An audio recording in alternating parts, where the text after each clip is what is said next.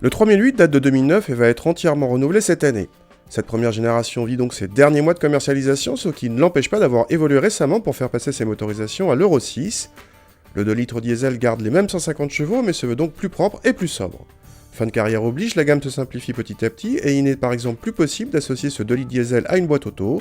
Les finitions restent au nombre de 4 et nous avons droit à la plus haute, appelée Féline, qui se distingue à l'extérieur par des jantes de 18 pouces. A l'intérieur, la présentation du 3008 reste atypique avec un côté cockpit et une rangée d'interrupteurs chromés sympathiques.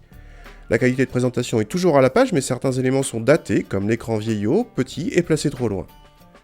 A l'arrière, pas de banquette coulissante ou autre astuce façon monospace, mais une habitabilité satisfaisante pour 2 adultes et un spectaculaire toit vitré panoramique très agréable depuis la banquette.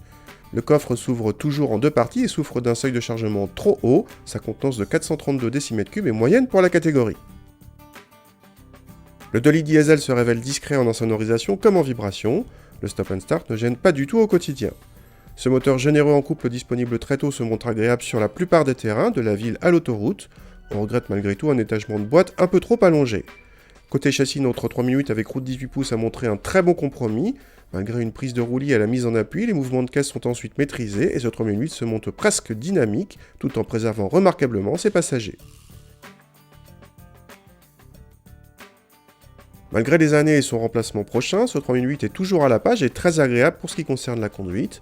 En consommation, Peugeot annonce les mêmes chiffres pour notre version 150 chevaux que pour le modèle Blue HDI 120 chevaux. Nos mesures confirment un appétit parmi les plus frugaux de la catégorie. Là aussi, le 3008 est toujours un bon plan. Autrement dit, si les derniers équipements high-tech ne sont pas indispensables pour vous, ce 3008 reste un très bon choix, d'autant plus qu'à l'approche de son remplacement, il y aura moyen de faire de bonnes affaires en concession.